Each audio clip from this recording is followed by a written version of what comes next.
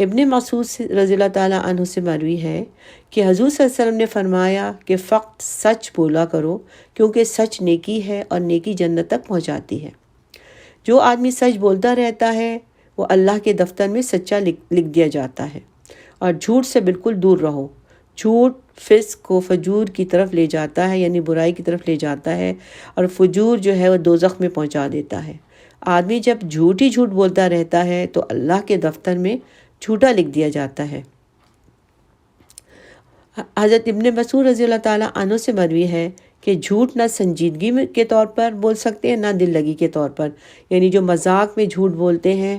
اور کہ ہم تو مذاق کر رہے تھے، جھوٹ میں کیا فرق پڑتا ہے، مذاق میں تو جھوٹ بول سکتے ہیں، لیکن اس آیت کی روح سے مذاق میں بھی جھوٹ نہیں بول سکتے، کیونکہ پھر کہا تم سمجھتے ہو کہ کوئی بھی اس حکم سے مستثنیٰ ہو سکتا ہے، یعنی انہوں نے یہ آیت پڑھی یہی والی کہ یا ایھا الذین آمنوا اتقوا اللہ وکونوا مع الصادقین،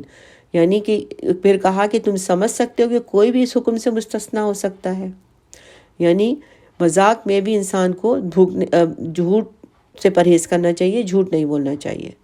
حسن بصری رحمۃ اللہ علیہ کہتے ہیں کہ اگر تم صادقین کے ساتھ ہونا چاہتے ہو تو دنیا میں زہد یعنی تقوی اختیار کرو اور لوگوں سے میل جول کم کرو، یعنی سوشلائز کم کرو۔ اگر تقوی اختیار کرنا ہے، تقوی کی زندگی گزارنا ہے تو اس میں جو ہے میل جول اور یہ گھومنا پھرنا یہ جو ہے یہ